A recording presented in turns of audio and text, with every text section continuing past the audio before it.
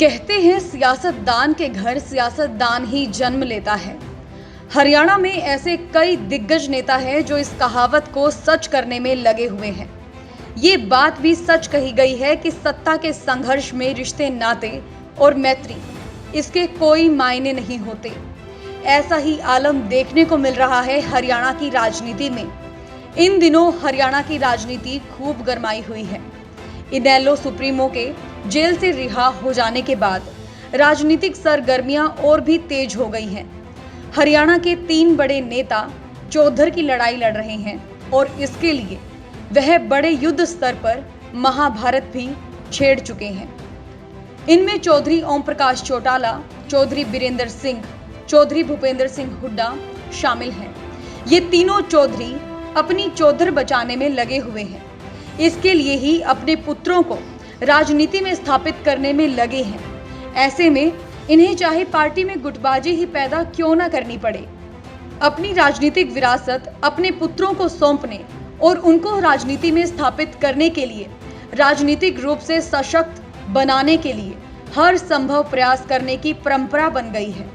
वैसे यह परंपरा केवल हरियाणा में ही नहीं है, पूरे देश में है। लेकिन वर्तमान में हरियाणा के 3 नेता अपने पुत्रों के लिए शिद्दत से जद्दोजहद कर रहे हैं। दरअसल ओम प्रकाश चौटाला, भूपेंद्र सिंह हुड्डा और बीरेंद्र सिंह तीनों ही नेता अलग अलग पार्टी से संबंध रखते हैं, लेकिन यह बात तीनों में सामान्य है कि तीनों ही पुत्र प्रेम में मगन है। चौधरी बीरेंद्र सिंह ने अपने पुत्र बृजेंद्र सिंह को हिसार से भाजपा का टिकट दिलवाया। इसके लिए चाहे बीरेंद्र सिंह को खुद केंद्र के मंत्री पद से अलविदा क्यों न कहना पड़ा, पुत्र भी उनकी उम्मीदों पर खरा उतरा। पुत्र सांसद भी बन गए। अभी हाल ही में मोदी मंत्रिमंडल का विस्तार हुआ। ऐसे में कयास लगाए जा रहे थे कि बृजेंद्र सिंह को मोदी मंत्रिमंडल में जगह मिलेगी। इसके लिए बीरेंद्र सिंह ने भी काफी जद्दोजहद की, लेकिन उनके मंत्री बनाए जाने के सवाल पर भी अब विराम लग चुका है। वहीं दूसरी तरफ बात कर लेते हैं हरियाणा के पूर्व मुख्यमंत्री चौधरी भूपेंद्र सिंह हुड्डा की। हुड्डा की दबाव वाली राजनीति किसी से छुपी नहीं है। अपने पुत्र दीपेंद्र हुड्डा को स्थापित करने के लिए वे कोई कोर कसर नहीं छोड़ रहे हैं। गौरतलब है कि एक समय ऐसा भी आया कि हुड्डा ने जी जान से जिस पार्टी को खड़ा किया, वह उसी पार्टी को अलविदा करने वाले थे। मुख्यमंत्री बनने से पहले हुड्डा रोहतक से सांसद थे। मुख्यमंत्री बन गए तो उनके लिए रोहतक के किलोई विधानसभा क्षेत्र से कांग्रेस के टिकट पर जीते श्री कृष्ण हुड्डा ने उनके लिए सीट छोड़ दी। तब लोग अनुमान लगा रहे थे कि हुड्डा अब अपनी लोकसभा सीट से अपने लिए विधानसभा की सीट छोड़ने वाले श्री कृष्ण हुड्डा को लोकसभा का टिकट दिलवाएंगे, लेकिन ऐसा नहीं हुआ। उन्होंने अपने पुत्र दीपेंद्र को राजनीति में उतारा, अपनी सीट से उन्हें टिकट दिलवाया और दीपेंद्र जीतकर लोकसभा में पहुंचे।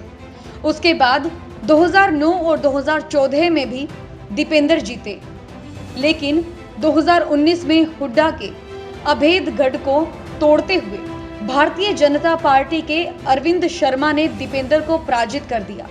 कुछ ही दिन बाद हरियाणा से कांग्रेस के किसी एक व्यक्ति को राज्यसभा जाने का अवसर बना। कुमारी सैलजा इसके लिए प्रमुख दावेदार थी, लेकिन हुड्डा अपने पुत्र दीपेंद्र को टिकट दिलवाने में सफल रहे और इसी तरह मात्र 42 वर्ष की उम्र में दीपेंद्र चौथी बार सांसद बन गए।